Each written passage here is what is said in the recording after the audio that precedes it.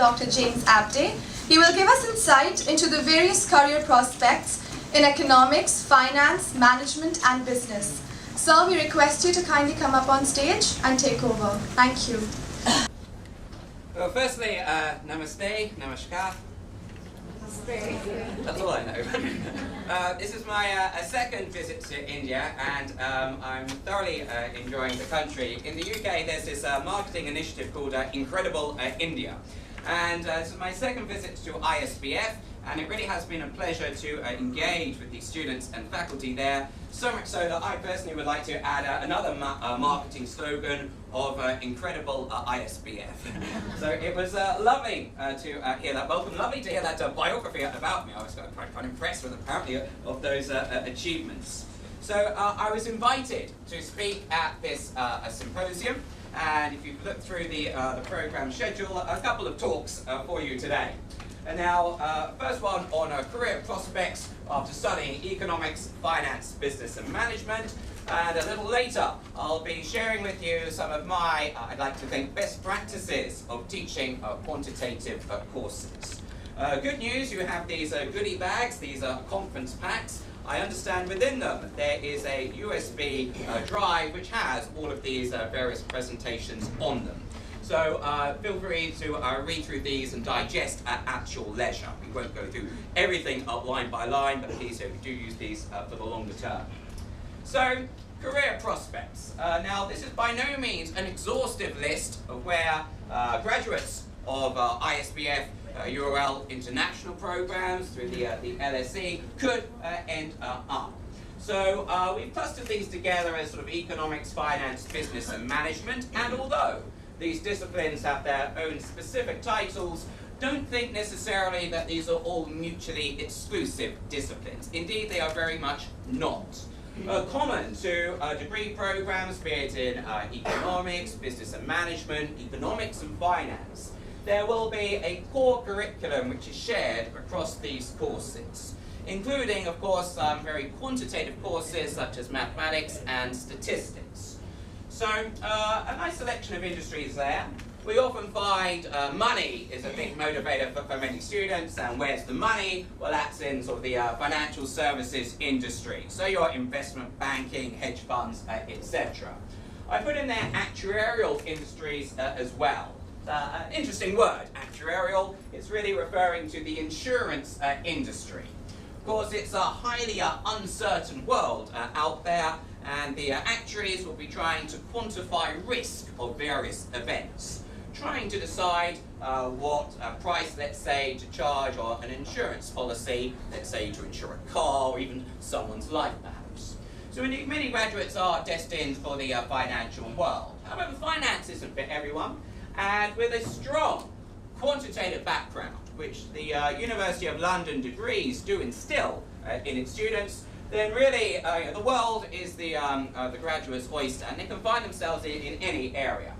The pharmaceutical industry, a multi-billion-dollar industry looking at having lots of R&D, research and development into new drugs to try and cure people and make the world generally healthier. Clinical trials will be needed there. Huge advances in data science in the world of genetics. Facebook, Google, Microsoft, on Amazon and other big industries as well, collecting huge volumes of data, and clearly require data scientists to make sense of all of that data, trying to optimize, e.g. a search engine such as Google, to consider news feeds through Facebook. Teaching in universities, that's where my niche is, and hence the little winky. So students could become me in a few years' time if they really wanted to. So university teaching, but not purely universities, business schools and at school level too. Academic research, I do dabble occasionally in aspects of research. My particular interests lately are in the field of forensic statistics. This is a very fairly new field. So advances in technology means we can collect huge amounts of forensic data. So for example, if I were to touch this bottle, my fingerprints are now on this bottle. And suppose this was found at the scene of a crime. Let's say the police discovered the bottle. Suppose I was the offender of the criminal activity, and let's suppose I tried to rub away my fingerprints as part of the evidence. I may do this, but perhaps not fully eliminate my fingerprint. So there's a partial print left. So the forensic officers will come in, they'll dust for prints, and they will find a partial print. Now, our fingerprints, no doubt, are unique to all of us in this room, but maybe a fraction of your fingertip, maybe 2 or 3 of us perhaps share common characteristics of that partial print. So, using probabilistic methods with the field of forensic statistics, we can actually look at quantifying the probability that you or I was perhaps the source of that fingerprint. So even law, one of the most arguably qualitative disciplines out there, is increasingly turning to quantitative methods to hopefully make better and more accurate decisions in the courtroom. You know, we like to send the naughty people to jail, and those who are genuinely innocent, we would like to acquit them and set them free. And indeed, over time, we would hope that decisions based on the forensic evidence tend to become more accurate. The list goes on. Supermarkets, marketing organizations, so the commercial sector. When a supermarket has to decide what price to charge for a product, what position should it have on the display shelf, what's the appropriate layout of the supermarket, thinking about the footfall and the flow of people through the supermarket. You may not perhaps appreciate that as you sort of walk around the supermarket aisles, but the sort of leaders of applying quantitative techniques in the supermarket sector will have done a lot of modeling of this to optimize sales and, of course, optimize profits. Note the ... at the end there. Again, you are only really limited by your imagination about where students could end up. Thank you. So, we live in very exciting times. I'm a very excitable person, but I'm more excited being alive today than I would have been, let's say, 50, even 100 years ago. Why? Well, for 2 reasons. There is a real sort of data deluge. There's a huge amount of data which is being collected. As and when I was flying over to India on that aeroplane, there would have been multiple sensors collecting all interesting pieces of information about wind speed, outside air temperature, fuel consumption of the aircraft. And all of that data would have been beamed back to the manufacturers, trying to improve the efficiency, say, of the aircraft. There's huge volumes of data. There was a statistic I read that I think in the last approximately 2 years, more digital data had been collected and stored than had ever been collected in the history of humanity. Just think about that. In the last 2 years, as much data as had been collected in all of humankind's existence prior to that. Now, if you were to perhaps extrapolate that trend, you can perhaps appreciate just how much data is out there. So we have the data. We also, fortunately, have very powerful computers. So we can start to make sense of that data. Indeed, LSE has a motto, as many universities tend to do. It is in Latin, and if my Latin pronunciation is any good, our motto is rerum cognoscere causas.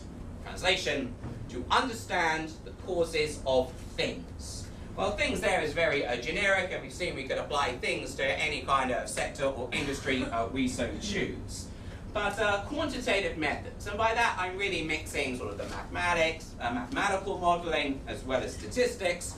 These are very much appropriate for helping us to understand the causes of things. Why does the world work the way it does? Such that if we're trying to make decisions, now these may be in the finance sector, trading decisions, which stocks to buy, which stocks to short, and perhaps try and profit from falling prices, or perhaps trying to benefit from any volatility we see in the markets. Brexit is now underway. So it'll be interesting to see if there's going to be much volatility certainly through London in the coming days, weeks and months. So maybe financial decisions, trying to come up with optimal trading strategies, maybe political decisions, policy making. Increasingly, I would hope that good government can be rolled out through the proper use of data-driven decision making. So, human genome, wow, huge amounts of research there, Facebook, network connections and profiles. Huge volumes of information, we need to make sense of that information. Appreciate, given in that last 2 years, the increase in the volume of data collected. However, there is a dramatic shortage of good graduates who possess the appropriate quantitative skills to make sense of that data. Anyone taught a little bit of economics? Yay! Economics, I guess some of the first stuff you learn is about supply and demand. So let's think about this in terms of supply and demand. The demand by investment banks, retail sectors, the public sector as well, for graduates with good quantitative skills is at an all-time high and is just going to, demand is going to increase. The supply of good graduates globally with strong quantitative skills is far short of the supply. There's a skills deficit. So, basic economic theory, if demand exceeds supply, what happens to the price? Price goes up. Of course, the price we're talking about here is that graduate's salary. Effectively, a graduate is selling their labour to their employer. So, those due to that skills deficit, quantitative graduates can indeed achieve a significant, substantial wage premium. Now again, let's extrapolate. That demand is going to go up and up and up more, and even though the supply may increase, there's no way it's going to keep pace with that demand. So that skills deficit is going to just continue to widen thereafter. So for people with a quantitative background like me, this is great, because there's always going to be demand for graduates with these sorts of skill sets. Indeed, supply and demand. What subjects should a student undertake at university? Well, if ultimately they are concerned with a successful career, it clearly makes sense to choose subjects which are going to be in demand by employers. Because when the student graduates, they are supplying themselves to the labour market. Now, if they take certain disciplines which are not in demand by employers, then of course they may struggle to find employment. If they are more strategic in their decision making and their choices about university study, then clearly it would make sense to pursue the more quantitative route. Thank you very much. Okay. So again, not to go through line by line for you to take away and digest, but this idea of statisticians. Now, any student at ISBF, if you're doing economics, business and management, economics and finance, say, in all of those courses, all students will come across data in some shape or form.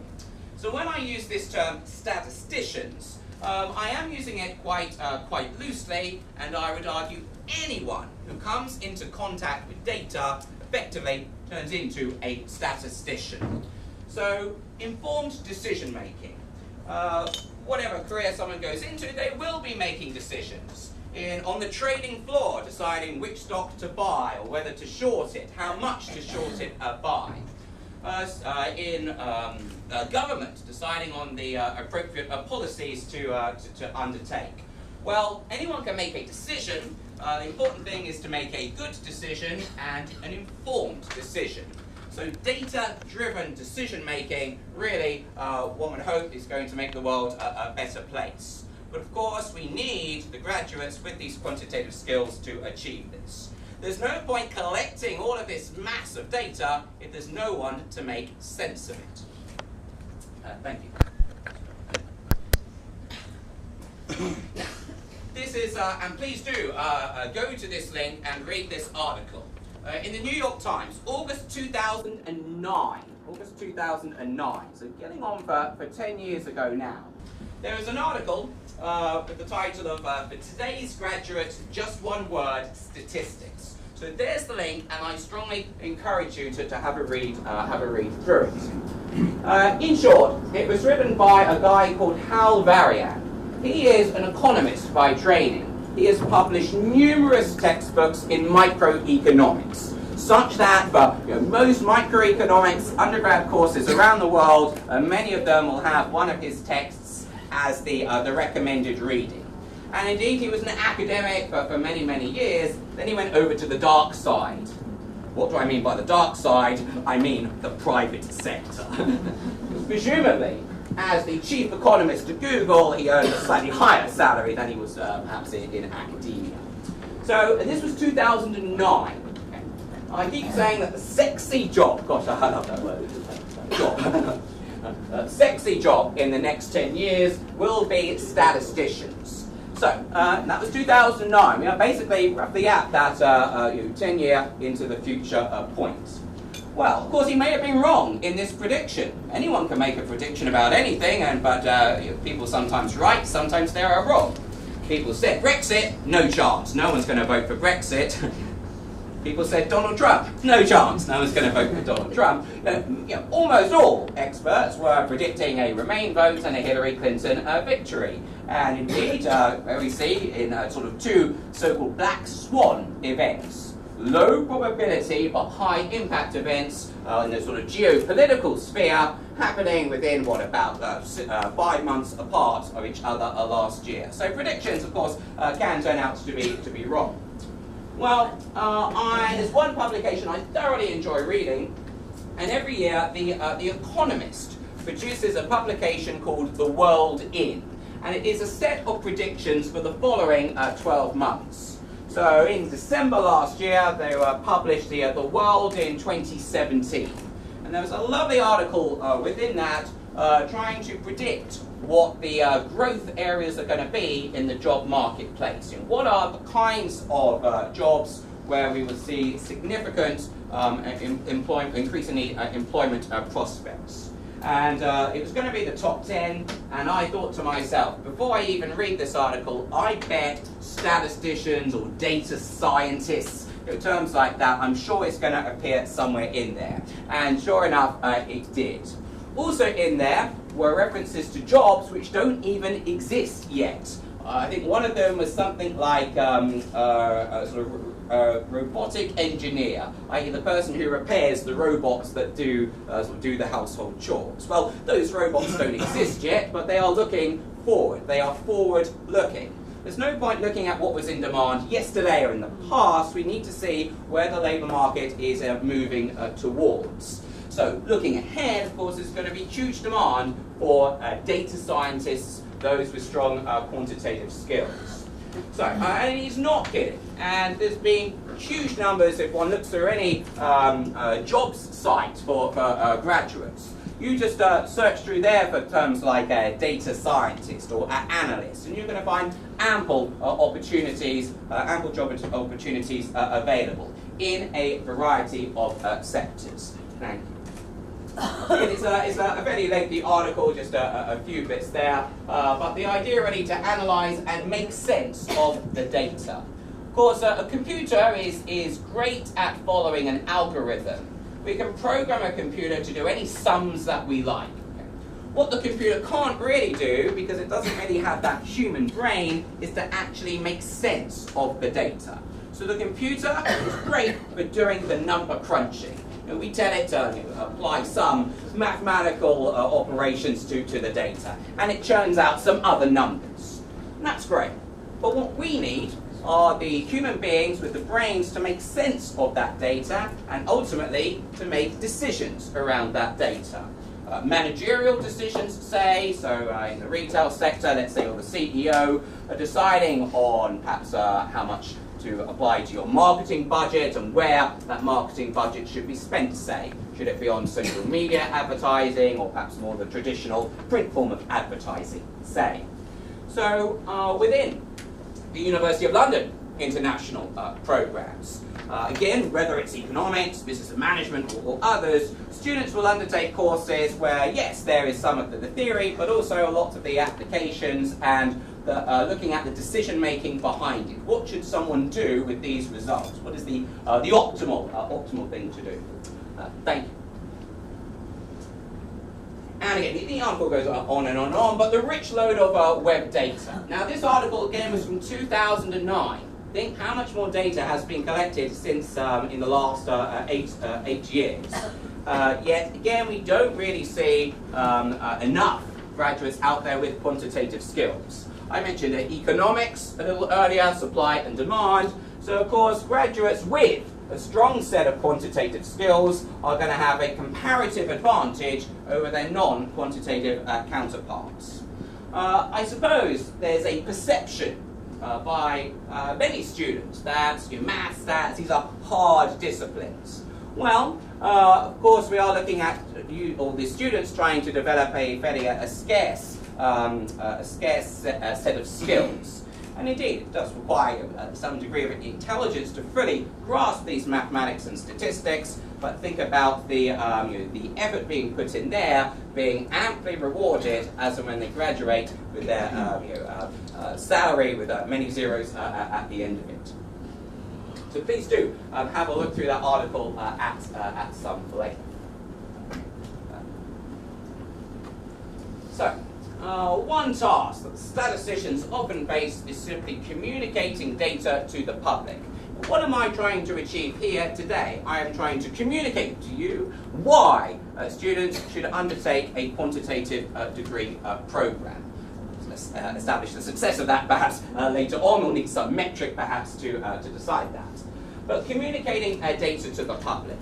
Now, in any statistics course, even a service level statistics course, first year of an undergraduate degree, these courses tend to start off with what we call data visualization, or data viz, is a more sexy term for that. Trying to tell stories through data, trying to explain these stories through appropriate graphs and diagrams, such that it is easy for the audience to understand. Because let's be honest, not everyone going on to do their careers are going to be the hardcore quants in their organisation.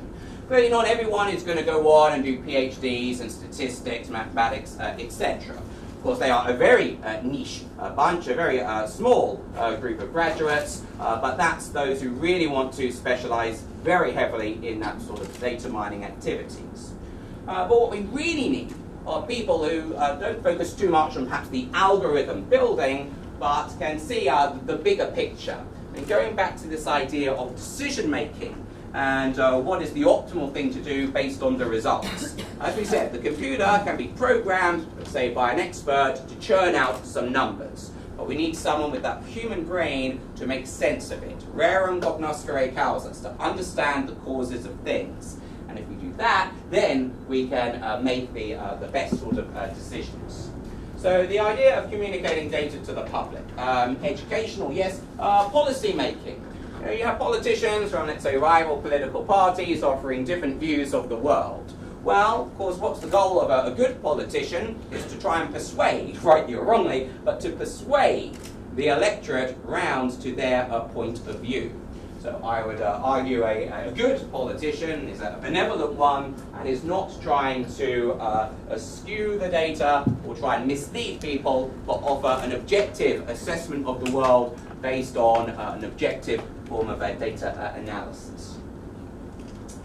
So there's a link here to a website called gapminder.org. Again, I strongly urge you after today to go and have an exploration of this.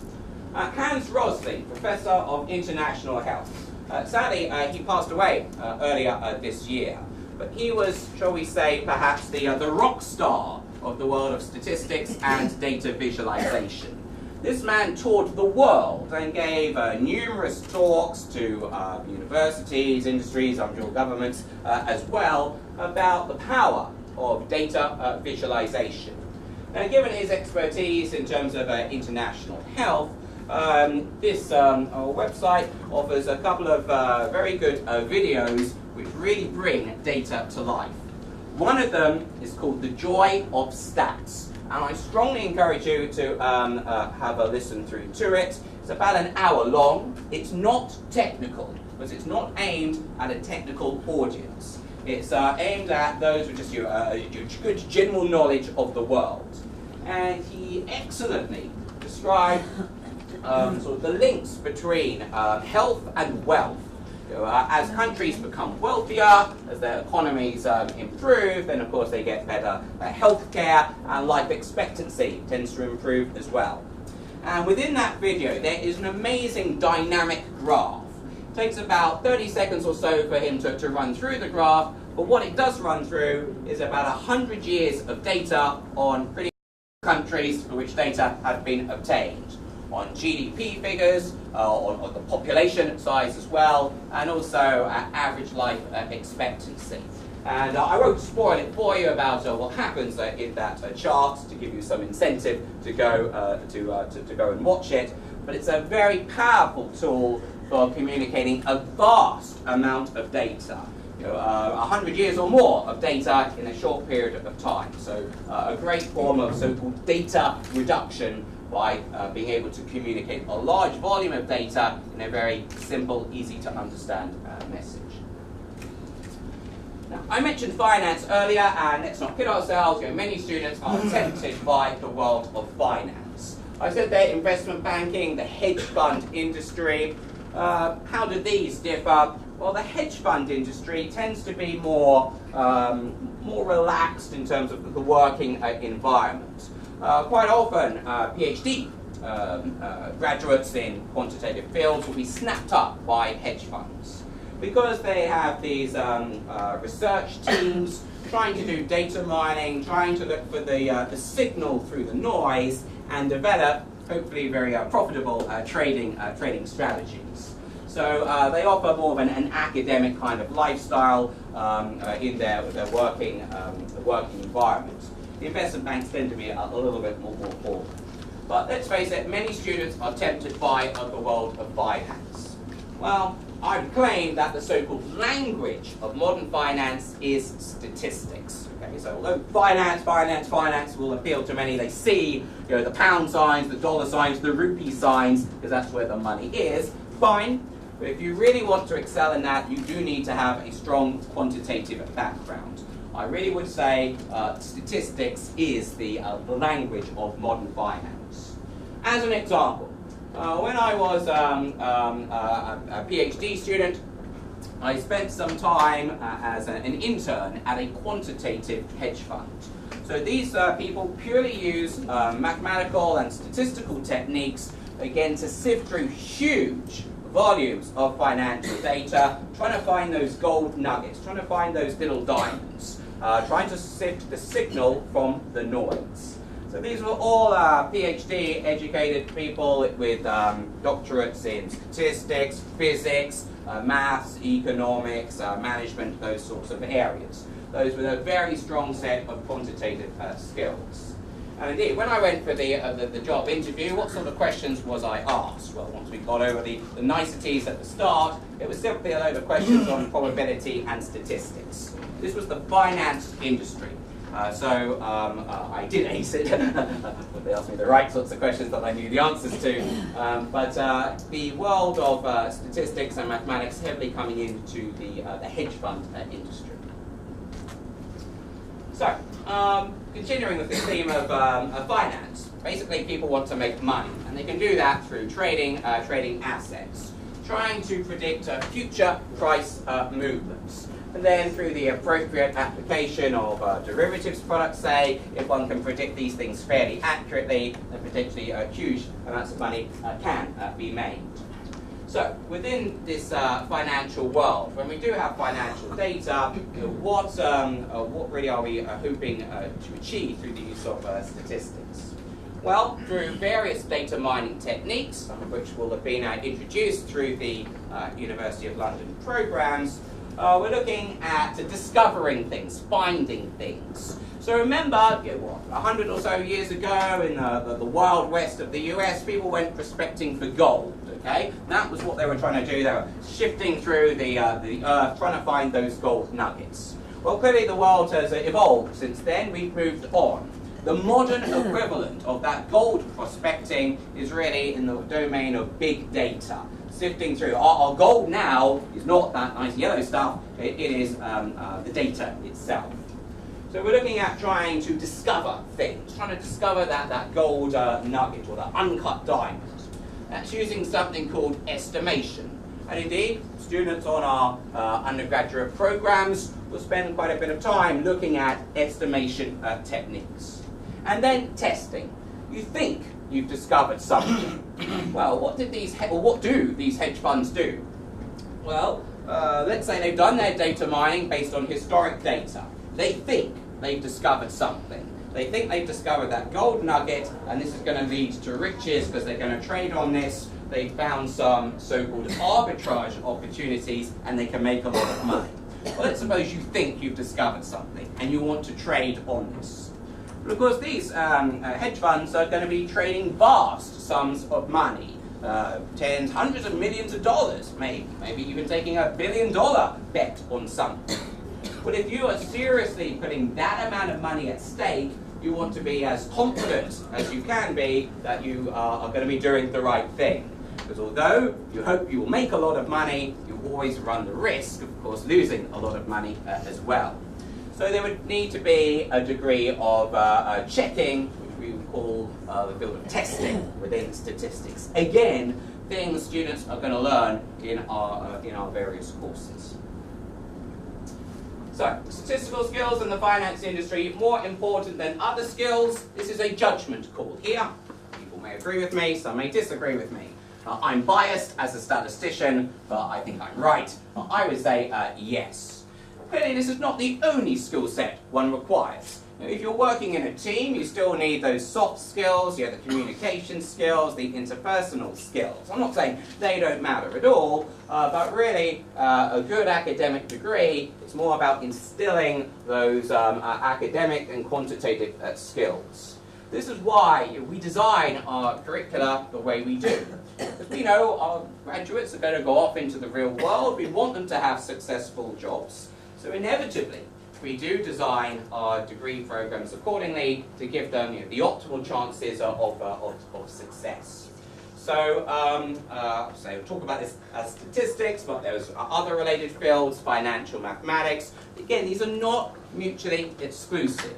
Economics, pure economics, will heavily use data through econometrics to try and measure and quantify various economic relationships. So really, we're looking at giving students the appropriate tools to make sense of the world.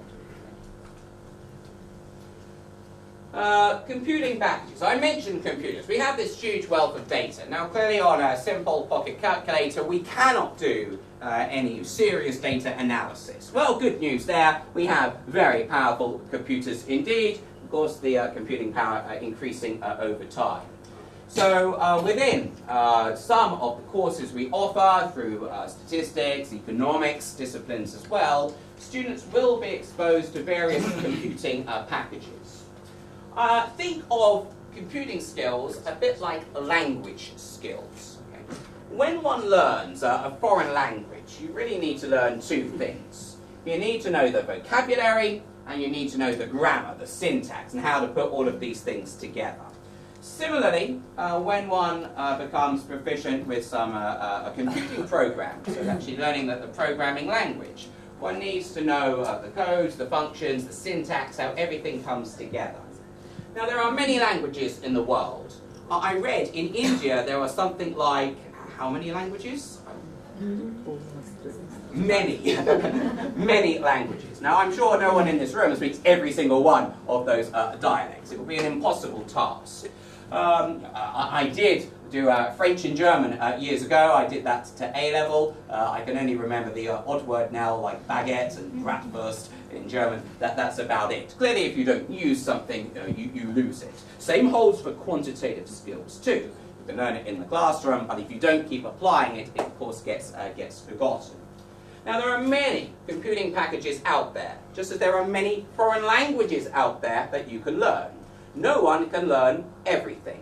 But of course, if you can speak 2, 3, 4, 5, 6 languages, say, then of course that shows signals to an employer that you have an aptitude for languages.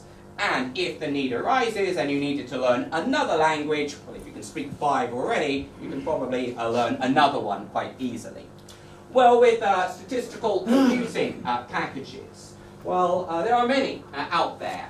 with their relative merits and limitations. Now, we teach some of these within some of our courses. Firms themselves may have a preference for one form of software over another. Some firms will design their own bespoke programming language which is used in-house for their so-called proprietary sort of, trading algorithms. Remember those hedge funds. If they've discovered something, they want to keep it secret. They don't want to give away their comparative advantage to their competitors. So some will develop their own in-house programming languages.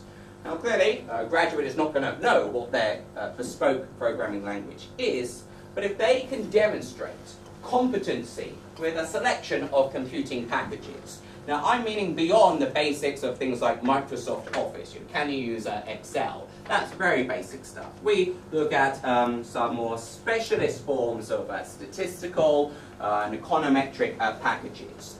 And this acts as a very powerful signal to employers, because if you've learned these particular programming languages, you can easily pick up other ones as you so need. Just as with languages. If your employer wants you to speak language X and you speak Y and Z, I'm sure you could be trained up to speak X. Statistical consultancy. Now, I am an academic and my main day-to-day job is teaching students, spreading knowledge, and hopefully motivating people about the importance of statistics and quantitative methods generally.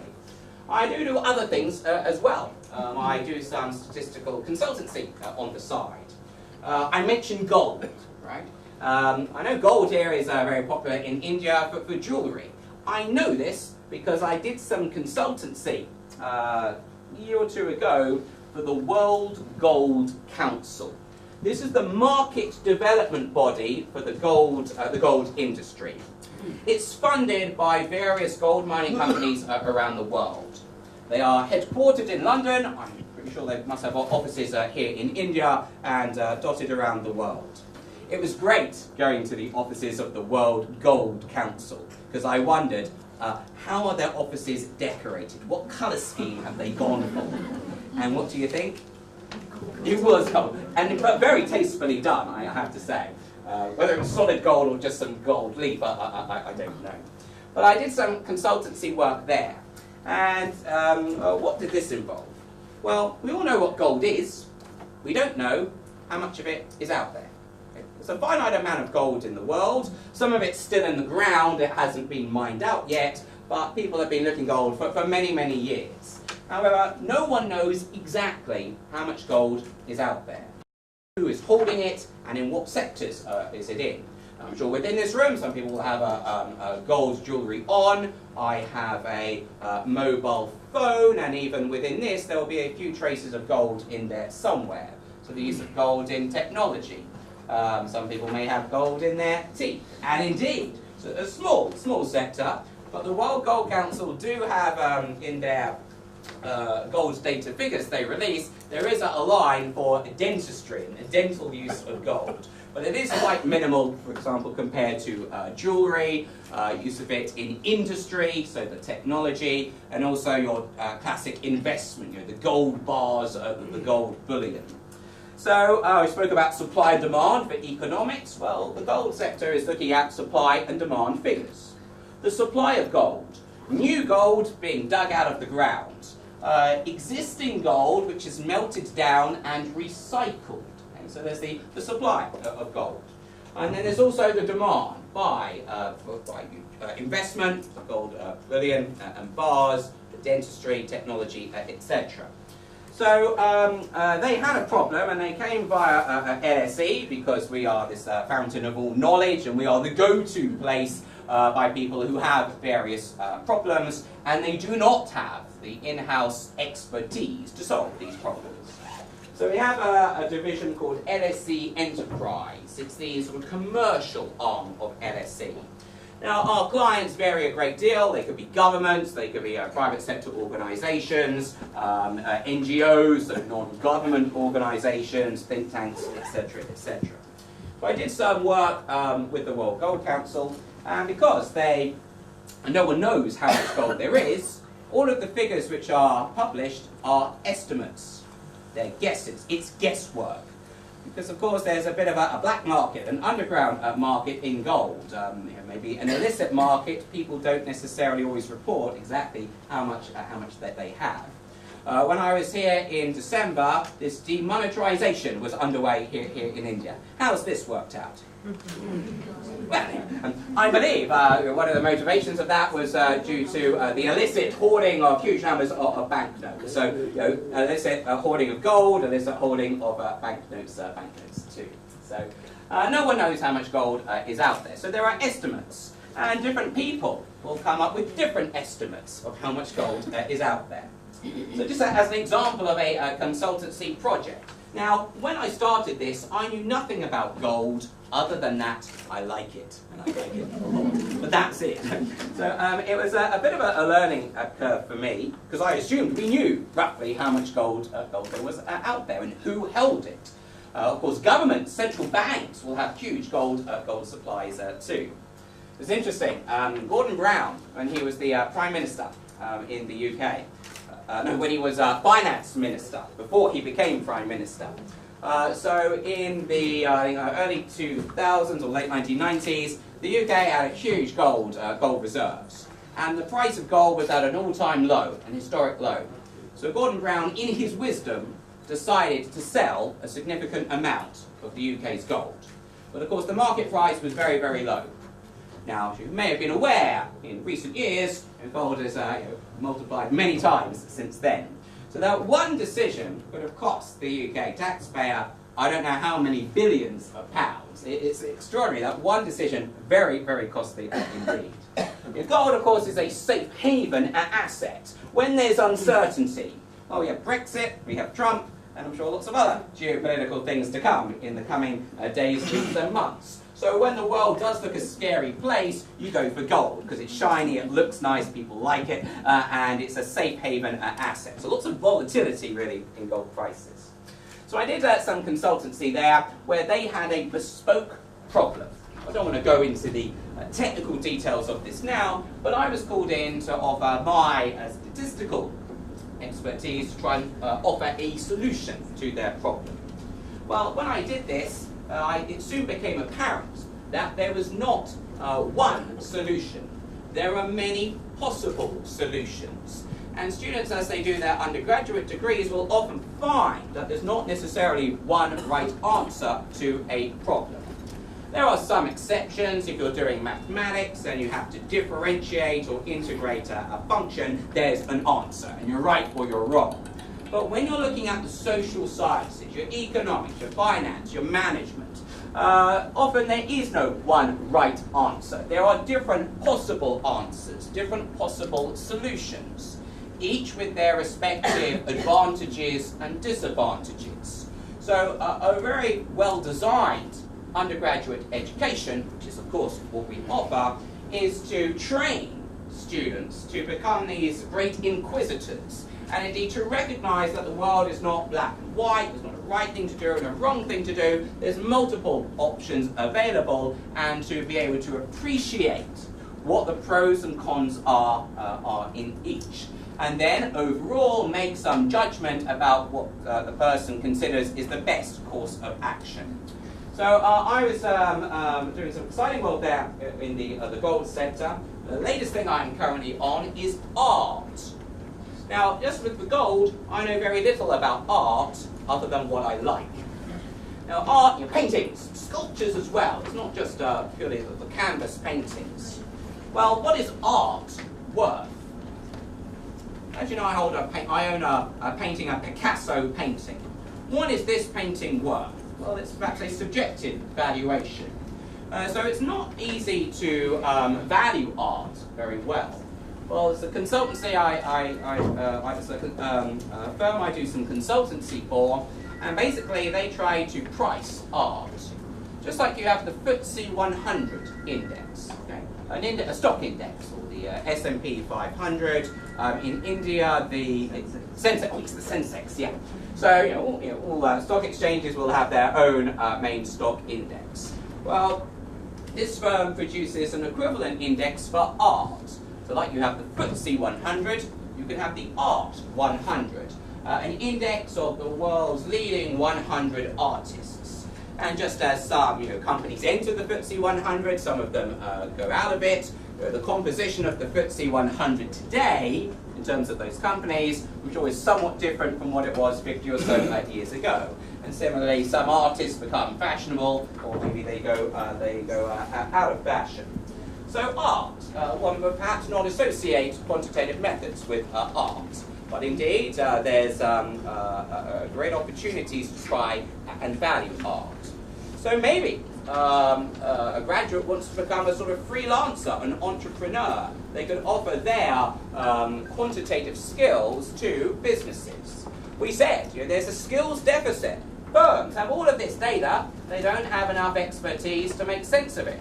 So maybe a student wants to become an employee, i.e. a slave to their employer. Maybe they want to be entrepreneurial, be their own boss. So many consultancy opportunities as well. You'll see a website there called Kaggle.com. Again, I encourage you to have a look at this and feel free to recommend these sites to your students as well. This is a website where people post various quantitative problems and they invite anyone around the world to try and offer a solution. So I just have a bit of a screenshot here, but do have a look through it, and there will be various competitions underway. So maybe these are private individuals, maybe they are companies offering challenges to people, and there can be financial rewards as well. Now, anyone can play around with this, and imagine your student did do this, and they managed to solve a quantitative problem for someone. Think about the value that would have on their CV or resume. So huge opportunities are out there. Notice here on this screenshot there's something called R, capital R. This is a programming language. It is a free programming language. If you just go onto any search engine and search for the capital letter R, you'll go straight to the R a page where one can download this. If you have students who are interested in data, recommend R to them, and they can do their sort of self-tuition of R. When you learn a foreign language, you do not become fluent overnight. It takes time and it takes practice. The first few lines or the first conversation you have in that language is often a disaster. Your pronunciation is wrong and the person listening to you doesn't understand at all. You fail, but then you learn. And then over time you become more proficient and ultimately fluent in a foreign language. Well, if you put in the time and effort to achieve that. Same goes with computing packages as well. First time you play around with it, you'll no doubt come up with some error message, you did something you shouldn't have done. But with time and practice, anyone can become proficient. So R is a lovely software package, widely sought after. R skills are widely sought after by employers. If a student goes to a job interview and says they are proficient in R, that's going to be very well received by that employer. And indeed, in some of our University of London courses, indeed some new courses currently under development in data science, in business analytics. They should come online in the next 12 months. We're going to be using R heavily in those. And again, if a student has experience of this, even formally, as part of their degree program, this will be a very good marketing element for them in the job marketplace. So it's just more background really when you have a look through it, but roughly how Kaggle works.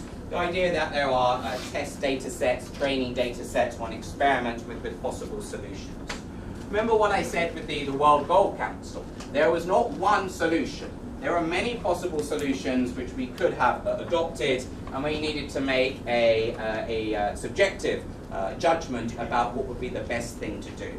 Now actually it's not commercially sensitive, so if you are interested, go to any search engine, type in the name of this guy, and World Gold Council, and you're going to find some publicly released reports about what we actually did. And you may be surprised when you do that and read it about the simplicity of our solution. So we did spend many months researching the problem, but the solution we offered was actually about the easiest possible, simplest solution we had available to us. So if you want to do a little bit of research, feel free to do so. So just a couple of examples and sort of monetary prizes on offer as well. Of course, it's not just about the money, it's the prestige that you had a go at this and have been able to come up with a good solution. It's like the Nobel Prize. I think you get $1 million if you win the Nobel Prize. Well, frankly, it's not the money that matters, it's the prestige of that award. Well, a degree through the University of London national programs, it's the prestige of the award.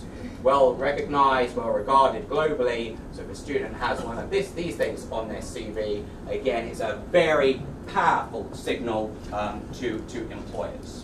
And remember, a degree is not just for 3 years. A degree is for life. You may only study it for 3 years, but hopefully you have this sort of lifelong learning. It encourages you to have this inquiring mind, and even if you're not within a formal academic environment, you still want to go on and learn more things about the world for the rest of your lives. I'm continually learning new things about the world. There's an awful lot of things I don't know yet, and I hope to discover them in the coming decades ahead. So a degree is not for 3 years, it is for life, which is why it is essential students pay very close attention and give very serious consideration to the degree program they pursue, because this is going to be on their CV for life. The employers know what are good degrees, they also know what are not good degrees. If a student graduates with first-class honours, is this good? Well, it depends. It depends on the awarding institution, because not all firsts are equal. Example: after slaving away for many years to do my PhD, I finally produced the thesis and submitted it, and I felt so happy.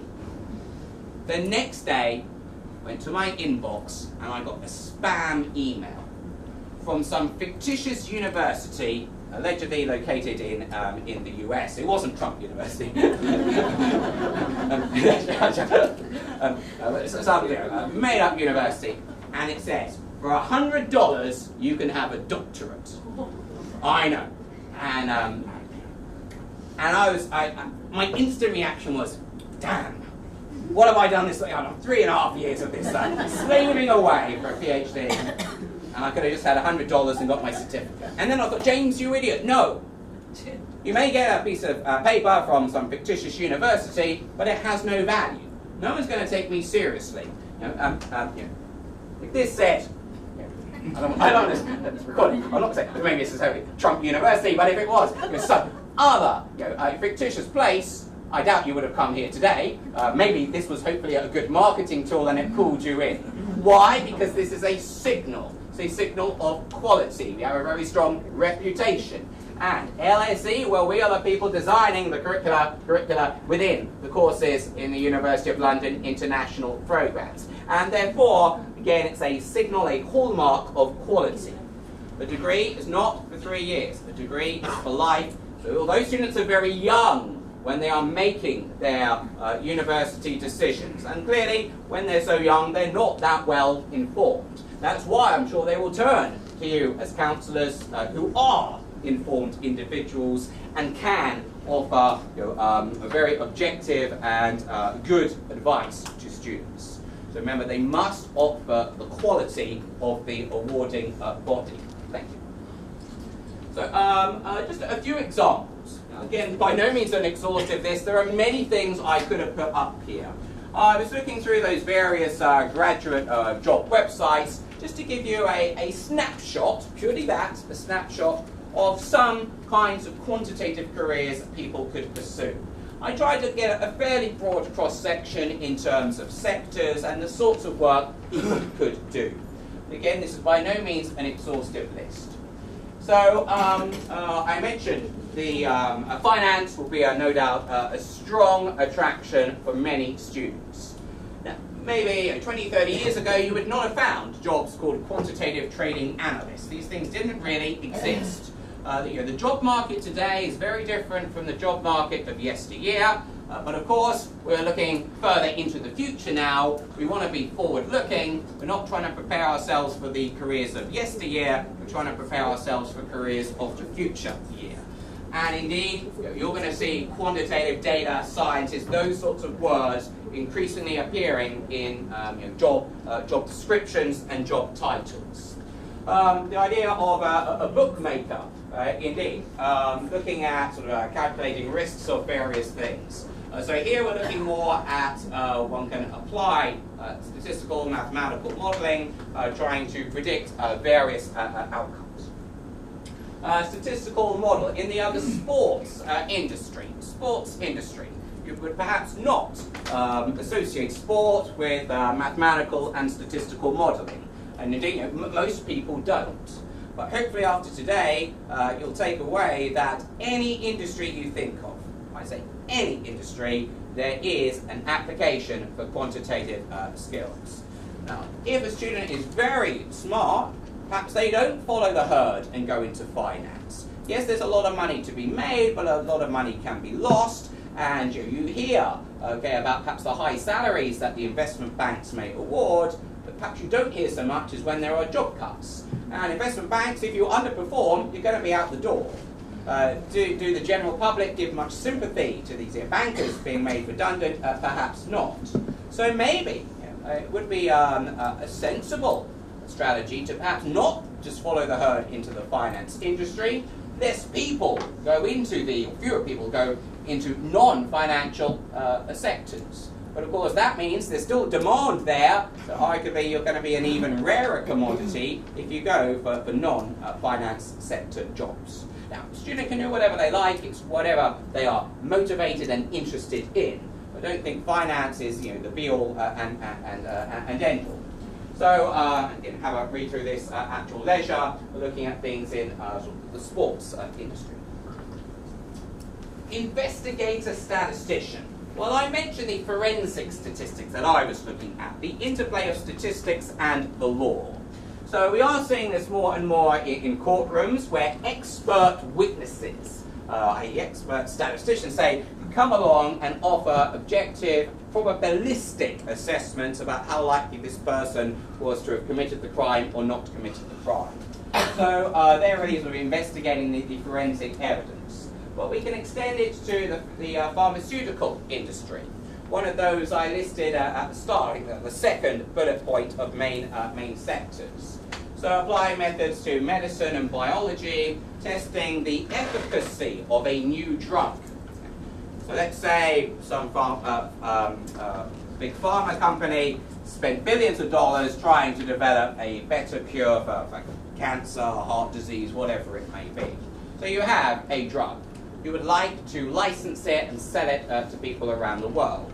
Well, for any government to license and approve that drug, you would need to have to try and prove as best as you could that this drug was safe and also it was effective, and also that it's better than existing drugs which already exist. So huge amounts of resources will be devoted to the clinical trials. So medicine and biology, so remember even students doing let's say biology at school, well, huge scope for getting good quantitative skills and being able to apply them in that field. Okay, the energy and environment sectors, goodness me. So perhaps for government sectors, so energy departments in the public sector, but also oil companies, so when they are exploring for new oil fields, anywhere in the energy sector, the nuclear industry, of course the renewable energy sector as well. One is only really limited by your imagination about where you can apply quantitative skills. So don't think it's all just equations and theories, there's some of that there, but all of this stuff is readily applicable out there to the real world. So again, I'll let you look through that at your leisure. Risk modeler. So I mentioned actuarial science earlier on. So of course the insurance industry, sort of quasi-financial services, not your sort of pure investment bank or hedge funds, but multi-billion-dollar insurance industry out there. the quantification and management of catastrophe risks. So we could be looking at insuring against natural disasters, a hurricane, a tsunami, an earthquake, say. These things happen. Not very often, they're fairly rare, but when they do happen, though they're rare, they have big impacts. Huge loss of life, huge damage to infrastructure, so the repair bills are a great deal indeed.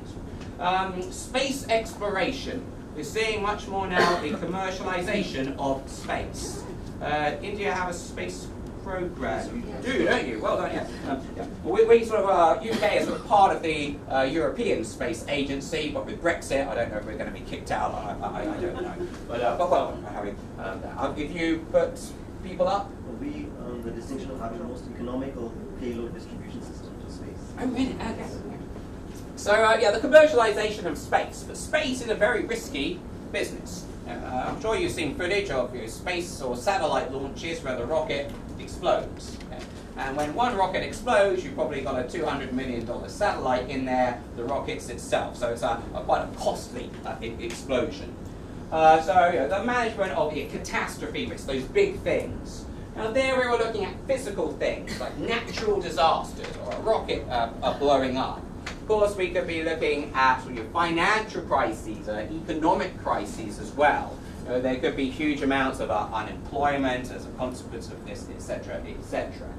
So trying to quantify risk. Pensions, gosh, there's a huge, big ticking pensions time bomb in the UK, and I suspect many other countries as well. Many people are short-sighted. I'm short-sighted as in I can't see, but far ahead. But I mean in terms of financial planning. I'm fairly young, but I will hopefully retire one day. Although I love what I do, so I have no imminent plans to retire. But most people will no doubt want to retire one day. They're going to need to have some money to finance their retirement, i.e. a pension. Well, there's a significant number of people in the UK who actually do not have adequate pension provisions in place. Why is that? Maybe people are too short-sighted and are not thinking about the longer term. Maybe people don't possess the appropriate quantitative skills to undertake important personal finance decisions. Ultimately, it's for us as individuals to take responsibility for having a nice lifestyle in our retirement. Well, if you have a good set of quantitative skills, I think you're more likely to do this personal financial planning far better. But a range of risk modelling opportunities, and again, you're only limited by your imagination. Possible future areas of study. Another 5 minutes or so and I'll wrap up, but possible future areas of study. In that lovely autobiography, or biography of me earlier, so I did an undergraduate degree. Okay. Then I decided I love study, I love exams, I want more exams. So I decided to do a master's. And then I thought, yeah, this is great fun, I'm scared of the real world, I like academia, it's safe and cozy and nice, I'll do a PhD. And then I finished the PhD, and then I thought, the world is still scary, it's nice and safe here in academia, I'll be a lecturer, and so it goes on. But it may be, and we have strong track records of UOL students going on to further study. Take this point away with you. I am from the UK, so most of my examples are UK-centric, but 30, 40, 50 years ago in the UK, maybe 10% of the population went to university. 10% therefore have a bachelor's degree. Today, the figure will be round about, I'd say about the 40% mark. So, basic economics again, think about scarcity. Graduates today are less scarce than they were 30, 40, 50 years ago. The supply of graduates, there are more graduates out there today than there were many years ago.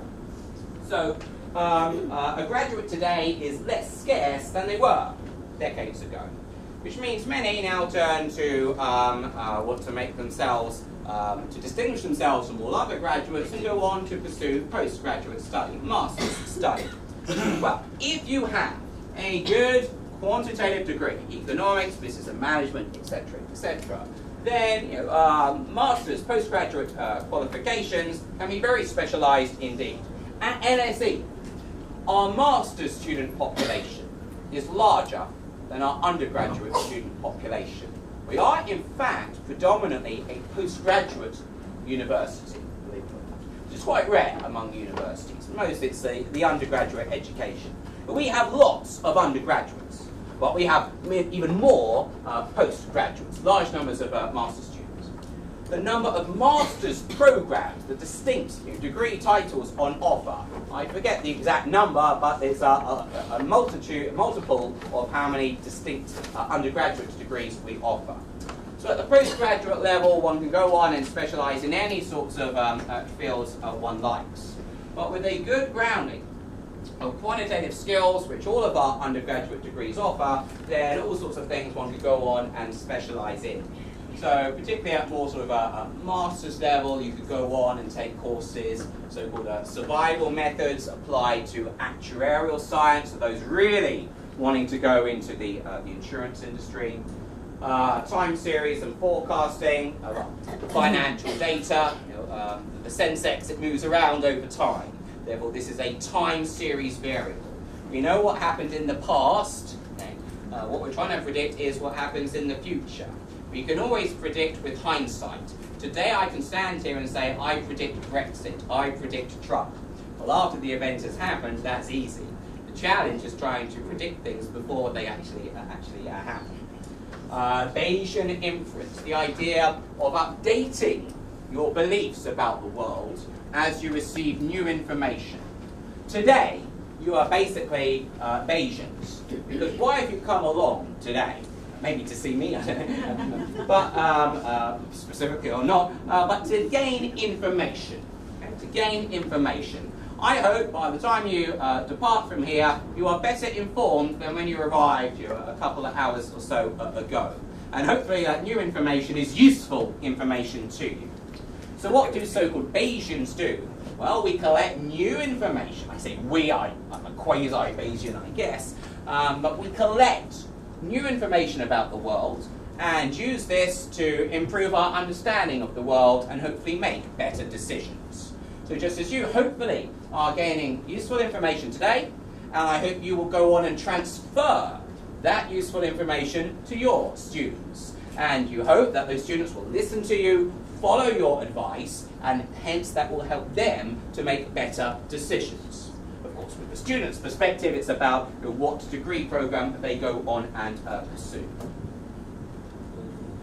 Okay, and a final slide. So I did mention actuarial science, just to perhaps give some more, more dramatic examples of our quantitative methods in the real world.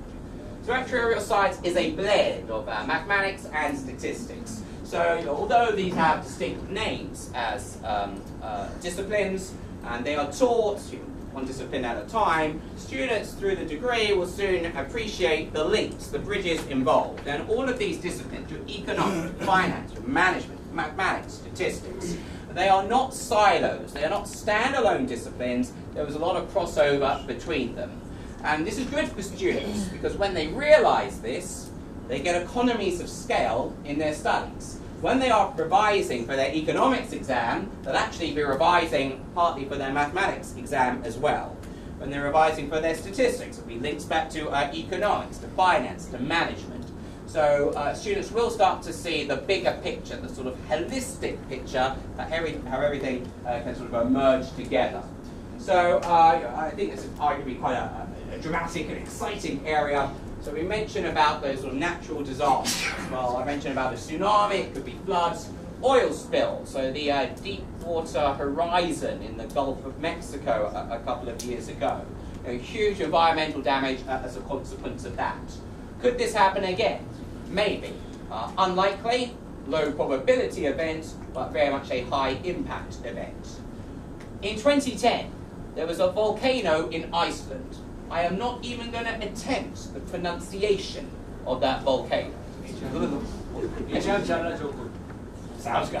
I have no idea if you're right or wrong, but it sounded excellent, so thank you. And it was said with confidence, and therefore I will believe it. It's like lecturers here. Maybe they don't know what they're talking about, but if they say it with confidence, the student will just believe it. There was this big volcano in Iceland. It erupted. It put an ash cloud into the sky. At the time, I was in Hong Kong for the University of London international programs. Because of course these degrees are taught all around the world. And we have thousands of students from Far East to South America. And I was in Hong Kong undertaking some workshops for students and faculty at one of our institutions in Hong Kong.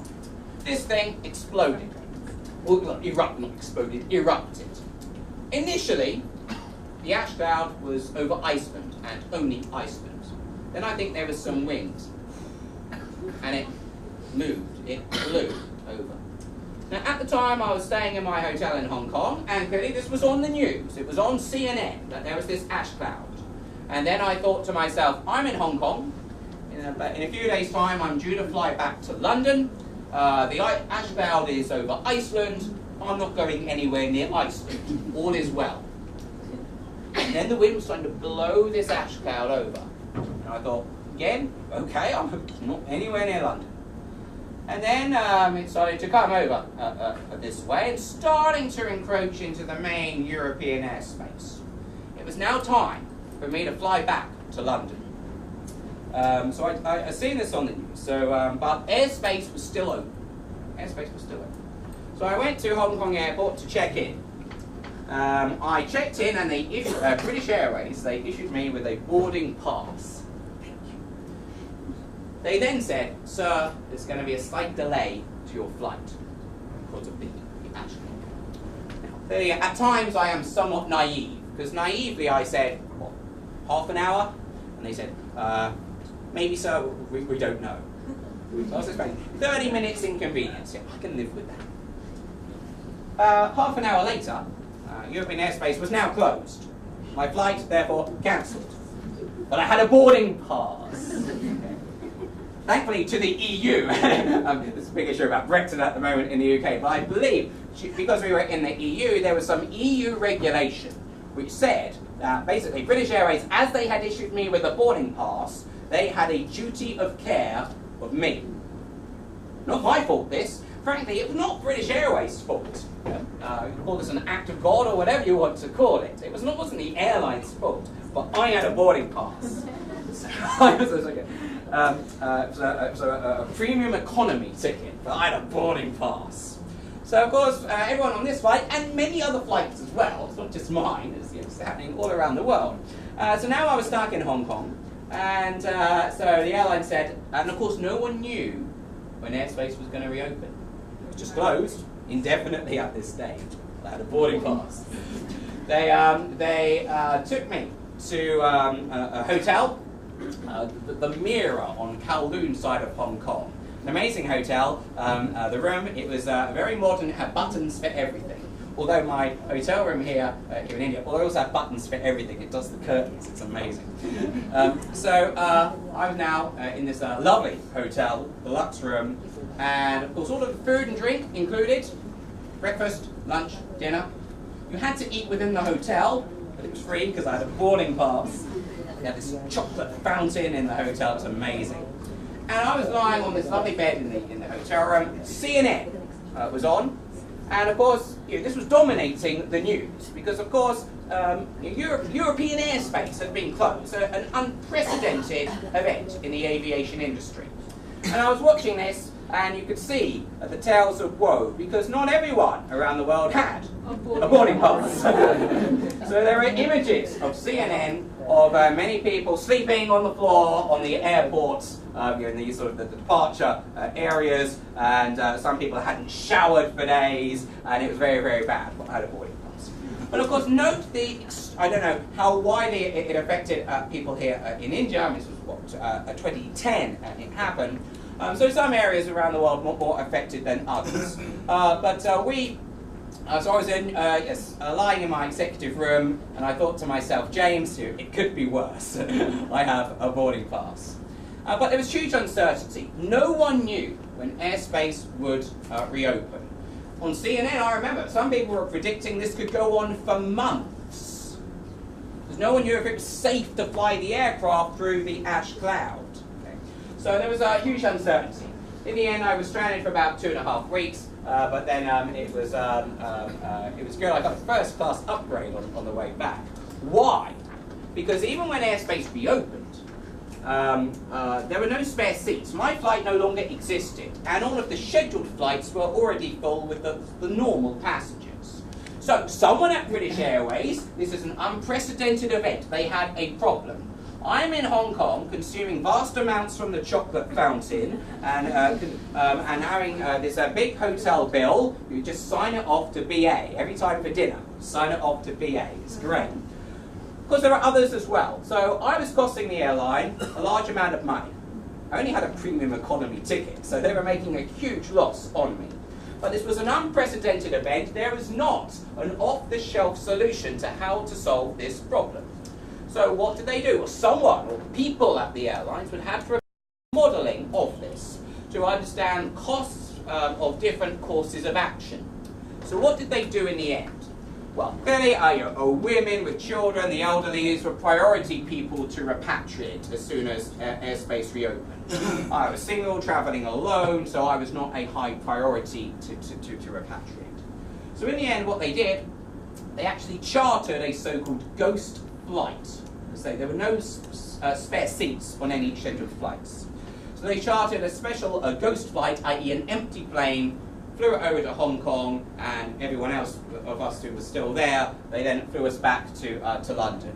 Indeed, I managed to get a first-class upgrade out of this as well. In fact, I had a great time. Some people had not such a great time to this, but appreciate that.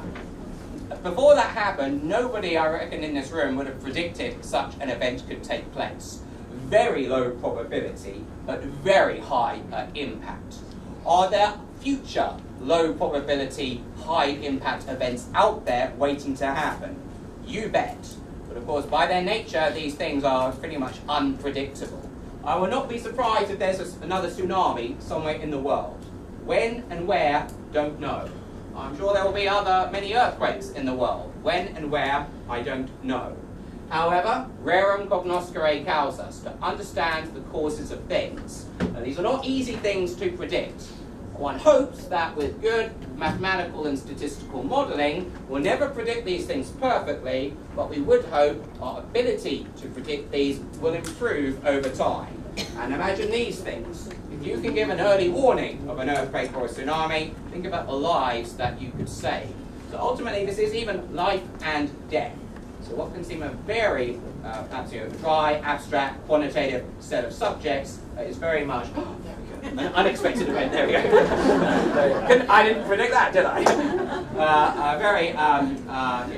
Even these life and death matters can be, one can apply all of our quantitative techniques to them. So you have these slides in your takeaway bags, particularly those web links. Please do have a read through them. Feel free to share those with your students, and I very much hope they will take these comments on board and it will permit them to make better decisions in terms of their degree programs. And I think that's approximately the time, so I will close this particular session here.